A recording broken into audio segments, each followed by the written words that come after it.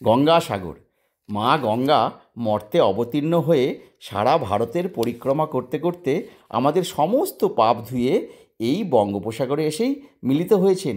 এটি কিন্তু আমাদের এই পশ্চিমবঙ্গের সাগর দ্বীপে, যেখানে কপিল মুনি তার কঠোর তপস্যায় হয়ে উঠেছিলেন মহাঋষি, যেখানে প্রতি বছর লক্ষ লক্ষ পুণ্যার্থী মকর সংক্রান্তির স্নান সেরে নিজেকে পবিত্র করে তোলে। আজকে আমরা এই গঙ্গাসাগরেই এসে উপস্থিত হয়েছি, খোঁজ নিচ্ছি কেমন আছে সাগরদ্বীপ সাইক্লোন দানার দাপটের পরে, আর সঙ্গে দেখে নিচ্ছি সাগর মেলার 2025-এর সমস্ত প্রস্তুতি। চলুন আমরা প্রথম থেকে শুরু করি, সঙ্গে থাকবেন কিন্তু।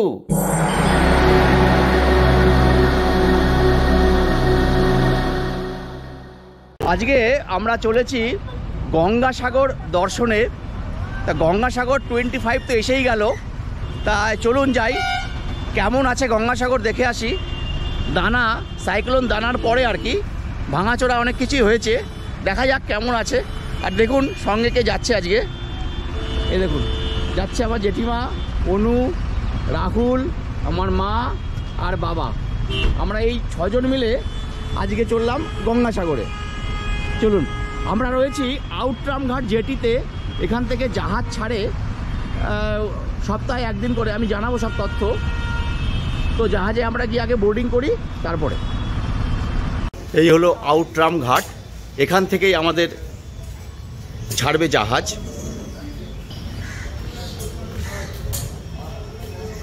এই যে সবাই আসছে আমার ব্যাটালিয়ান।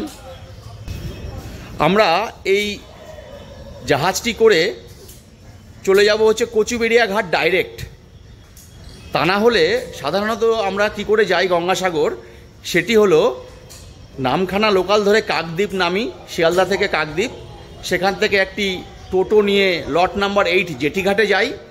সেই জেটিঘাটে গিয়ে আমরা ভেসেলে করে মুড়িগঙ্গা পেরিয়ে ওপারে কচুবেড়িয়াতে গিয়ে পৌঁছই। আর আমরা এই আউটরাম ঘাট থেকে ডাইরেক্ট কচুবেড়িয়াতে গিয়ে পৌঁছে যাব আর কি, সবই দেখাবো আপনাদেরকে। রাস্তাতে বাবুঘাট, আর এখানে গঙ্গা আরতি হয়। আপনারা যদি দেখতে পাচ্ছেন কিনা জানি না, এখানে বেনারসের ধাঁচে গঙ্গা আরতি হয়। এই হলো আমাদের আজকের জাহাজ নিউ ফ্রন্টিয়ার নাম্বার 3। এটি করে আমরা পৌঁছবো কচুবেড়িয়া গঙ্গাসাগর দ্বীপে। এই বিলাসবহুল ক্রুজটি চালায় ospreyindia.com। এটি কিন্তু সারা বছর চলে না, এটি যখন গঙ্গাসাগর মেলা হয় তার 1-2 মাস আগে থেকে ডায়মন্ড হারবার থেকে কচুবেড়িয়া টু অ্যান্ড ফ্রো করে, আর মাঝে মধ্যে শনিবার বা রবিবার কলকাতা থেকে কচুবেড়িয়া যাওয়া আসা করে। তা আজকে আমরা কলকাতা আউটরাম ঘাট থেকে কচুবেড়িয়ার টিকিট কেটেছি। জাহাজটি মাঝখানে ডায়মন্ড হারবার জেটিতে একবার দাঁড়াবে, সেখানে কিছু প্যাসেঞ্জার নেবে, ফাইনালি আমরা পৌঁছে যাব কচুবেড়িয়া জেটি। তারপরে তো নর্মাল বাস, ট্রেকার, অটো করে কপিলমুনি আশ্রমে পৌঁছতে হবে। এই হলো ভিতরটা আমাদের জাহাজের, নিউ ফ্রন্টিয়ার 3। আমাদের সিট সবার পিছনে, চলুন পিছনে গিয়ে বসি। এটি হলো ক্রুজের ইকোনমি ক্লাস, আর এই ইকোনমি ক্লাসের ভাড়া 1400 from Kolkata to Kochuberia via Diamond Harbour. 29 rupees jetty charge, আর কনভেনিয়েন্স ফি তো আছেই। এই ইকোনমির পিছনে একটি করে বাথরুম আছে, এই দেখুন, এই একটি বাথরুম, এই একটু বাথরুম, এখনো লাইট জ্বলায়নি, বাথরুম রয়েছে।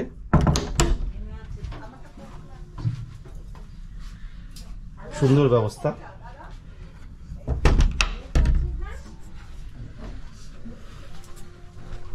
এগুলো সব লাইফ জ্যাকেট, সব লাইফ জ্যাকেট রাখা আছে।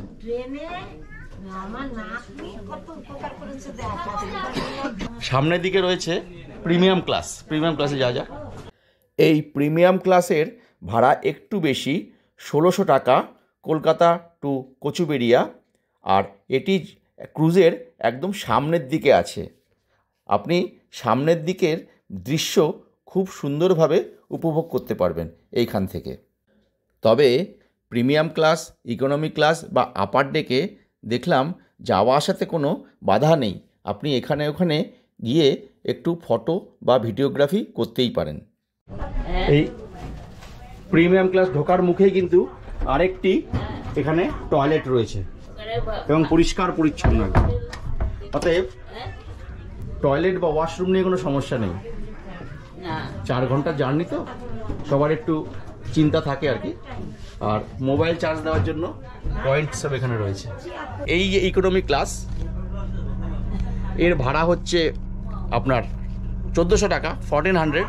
আর সামনে যে দেখালাম প্রিমিয়াম ক্লাস, ওটা 1600 রুপিস, প্লাস ট্যাক্স এবং কনভেনিয়েন্স ফি তো আছেই, আপনাকে অনলাইনেই করতে হবে। আমরা চলে এসেছি একদম জাহাজের সামনে, একদম সামনে থেকে দেখানোর জন্য আর কি। উনি মানা করছেন।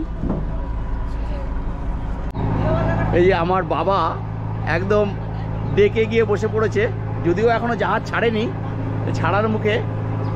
আচ্ছা, এই জাহাজের টাইমিংটা বলে দিই, আপনারা জানেন হয়তো 7:30-তে ছাড়বে, 7টার মধ্যে রিপোর্টিং করতে হবে, আর পৌঁছবে 12টার সময় কচুবেড়িয়াতে। তার আগে 10:30 আপনাকে পৌঁছে দেবে ডায়মন্ড হারবার। ওখান থেকে কিছু লোক উঠবে আর কি, আমরা বসেই থাকবো, তারপরে আমরা কচুবেড়িয়াতে চলে যাব। আমাদের ক্যাপ্টেন সাহেব চলে এসছেন, টাইমও হয়ে গেছে, হর্নও দিয়ে দিচ্ছেন, এক্ষুনি আমরা যাত্রা শুরু করব। আমাদের জাহাজটি সময় মতো মানে 7:30তেই স্টার্ট নিয়ে নিল। আমরা চললাম গঙ্গাসাগরের উদ্দেশ্যে। জয় মা গঙ্গা, জয় বাবা কপিলমুনি।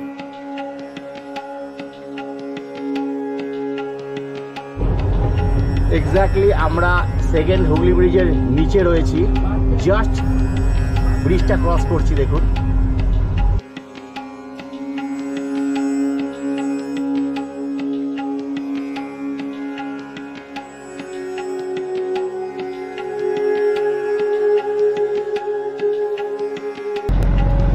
আমরা এখন Garden Reach Shipbuilders cross করে এগোচ্ছি।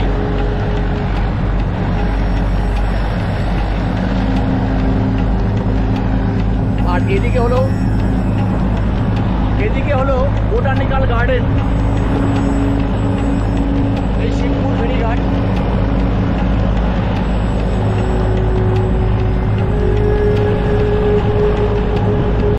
মা, তোমার কেমন লাগছে? ভালো লাগছে? আচ্ছা আচ্ছা, বড় মা ভালো লাগছে? বাবা তুমি খুব সুন্দর, এরকম আশা করা যায় না, এতে খুব সুন্দর, একবারের জন্য চড়া উচিত বলো। হ্যাঁ, এই যে একটা অভিজ্ঞতা। আমাদের এই টিকিটের মধ্যেই কমপ্লিমেন্টারি চা দিয়ে গেলেন, আমরা এখন চা খাচ্ছি। তোমার অভিজ্ঞতা কেমন লাগছে? দারুণ লাগছে, দারুণ লাগছে না? একবার কি আসা উচিত? সবার একবার আসা উচিত না? এক্সপেরিয়েন্সের জন্য খুব আসা উচিত। এই চাটা আমার এত ভালো লেগেছে, আমি দাদাকে রিকোয়েস্ট করলাম যদি আরেকটা দেন আমাকে, তো উনি দিলেন আর কি। থ্যাংক ইউ দাদা।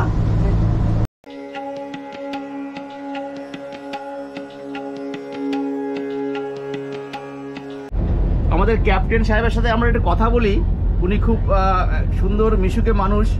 স্যার, আপনার নামটা? আমার নাম সাইজুল মল্লিক। আচ্ছা দাদা, আপনি কতদিন ধরে চালাচ্ছেন? আমি এটা এই 2 বছর চালাচ্ছি এই ক্রুজটা। এর আগে অন্য জায়গায় কাজ করতাম। আচ্ছা, এই টুরিস্ট ভ্যাসেলেই থাকতাম। আচ্ছা আচ্ছা আচ্ছা, সর্বোচ্চ কত স্পিডে যায় এটা? সর্বোচ্চ এটা 27 কিলোমিটার পার আওয়ার। আর কুয়াশার জন্য অসুবিধা হয় না কিছু? মাঝে সাঝে একটু অসুবিধা হয়। আচ্ছা, আমাদের তো সব আছে, আপনার ইকো সাউন্ডার আছে, জিপিএস আছে, রেডার আছে। আচ্ছা, তার কারণে আমরা মোটামুটি ফগ হলেও আমাদের চালু থাকে। আচ্ছা আচ্ছা, খুব ভালো। এবার কন্ট্রোল করে নিয়ে যেতে হয় আর কি। বেশ, আচ্ছা, খুব ভালো। আপনি ভালো থাকবেন, ভালো লাগলো কথা বলে। নমস্কার।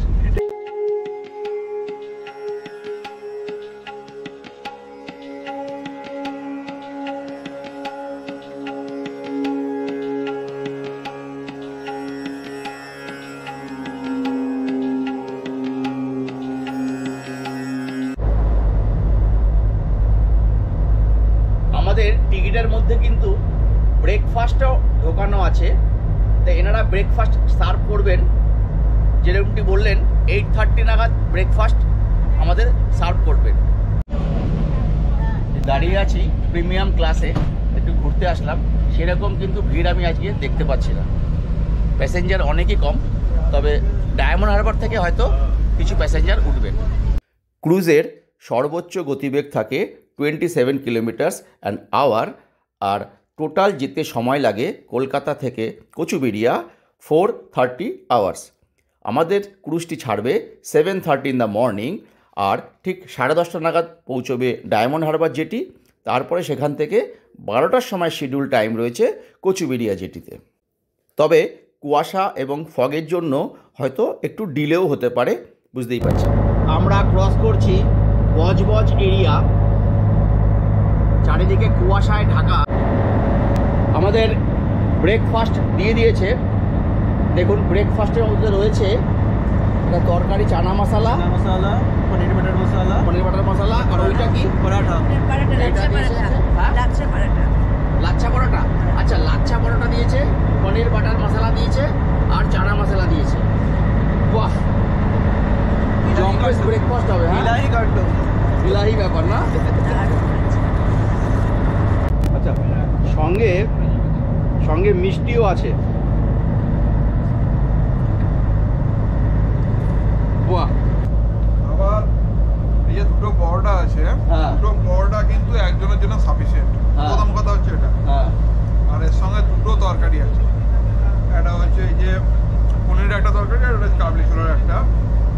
তো আমার বেটার লেগেছে এই যে পনিরের তরকারি, আচ্ছা, এটা বেটার লেগেছে। তো আমি মোটামুটি এখনো পর্যন্ত 1.5খানা খেলাম, তো 1.5খানাতে মোটামুটি আমার পেট তো ভর্তি হয়ে গেছে। লাচ্ছা পরোটা আর কি। হ্যাঁ, লেয়ার্ড পরোটা, শুধু হ্যাঁ, লাচ্চা layered পরোটা না, পরোটা, লাচ্ছা লেয়ার্ড পরোটা। দেখুন কতগুলো লেয়ার আছে, শুধু দেখুন, মানে একটু ভালো করে যদি দেখান দেখতে পারেন কত লেয়ার। আর একটা মিষ্টি। হ্যাঁ, একটা মিষ্টি তো রয়েছে, এটা এখনো পর্যন্ত আসেনি। এটা তো ভালো হবে, দেখেই মনে হচ্ছে দুর্দান্ত হবে।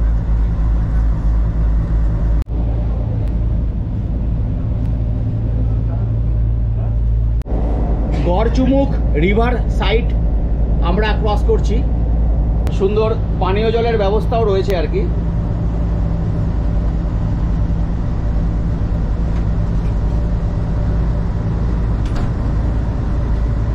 আমরা এখন ফলতা ক্রস করছি।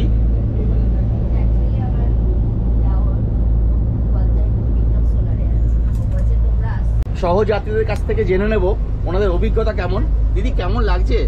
খুব ভালো, নতুন অভিজ্ঞতা, একদম নিউ এক্সপেরিয়েন্স। আচ্ছা, আপনি কি বলছিলেন? অ্যাড্রেসটা দিয়ে দেবো তো? হ্যাঁ, অ্যাড্রেসটা নিশ্চয়ই। অসপ্রে ইন্ডিয়ার যে ফুল অ্যাড্রেসটা, হ্যাঁ, ওটা আমি অবশ্যই দিয়ে দেবো। ফোন নাম্বার কারেক্ট, ডেসক্রিপশন বক্সেও দেবো। নট অনলি দ্যাট, স্ক্রিনেও ভেসে উঠবে। এসে উঠবে। হ্যাঁ, কারেক্ট, ওদের থ্যাংক ইউ যে ভেরি মাচ। ডালহৌসির যে ঠিকানাটা, এটার পুরোটা ডিটেলস দিলে তাহলে। আচ্ছা,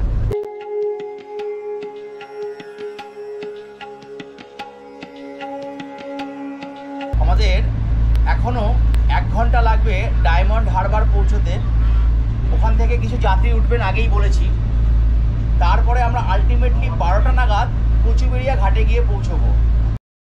সাধারণত আমি যা দেখেছি, ক্রুজটি কলকাতা থেকে শনিবার দিন রওনা দেয় আর কচুবেড়িয়া থেকে রবিবার দিন ফেরত আসে। তো একটিবার আপনারা এক্সপিরিয়েন্স নিতেই পারেন। আমি যেমন যাচ্ছি ওয়ান ওয়ে, আসার সময় কিন্তু আমি আর ক্রুজে ব্যাক করব না, আমি ব্যাক করব বেনুবন নামখানা। আমরা এসে পৌঁছে গিয়েছি ডায়মন্ড হারবার, আমাদের একটি মাত্র হল্ট। এখান থেকে কিছু প্যাসেঞ্জার উঠবেন। এই আমাদের এসি রুম। হ্যাঁ,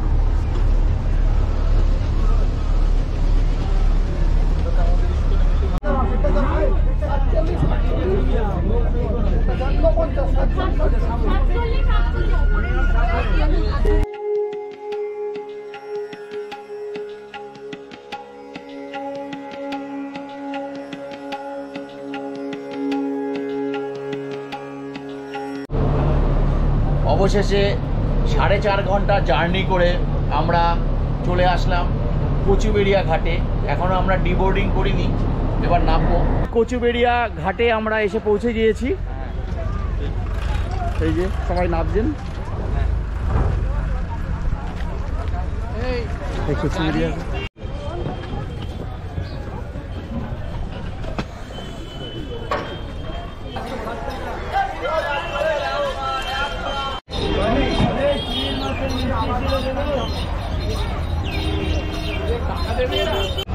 এই কচুবেড়িয়া ঘাট থেকে সাগরের কপিলমুনি আশ্রম কিন্তু 30 থেকে 32 কিলোমিটার। এখান থেকে আমরা এখন আবার একটি গাড়ি নেব, অটো টোটো দেখি কি পাই। আমরা এই অটো করেই চলে যাব কপিলমুনি আশ্রমের কাছে, বাস স্ট্যান্ডে ছেড়ে দেবে। অটো ভাড়া এক একজনের 50 টাকা করে নি। আপনারা অটো ছাড়াও বাস পেয়ে যাবেন, 40 টাকা করে ভাড়া নেয়। এছাড়াও ম্যাজিক গাড়ি এবং মারুতি ভ্যান ইত্যাদি পাওয়া যায়। তো মারুতি ভ্যান ভাড়া আমি জিজ্ঞেস করেছিলাম, ওনারা বলল শুধু ড্রপ করে দেবে 700 রুপিসের মতো লাগবে।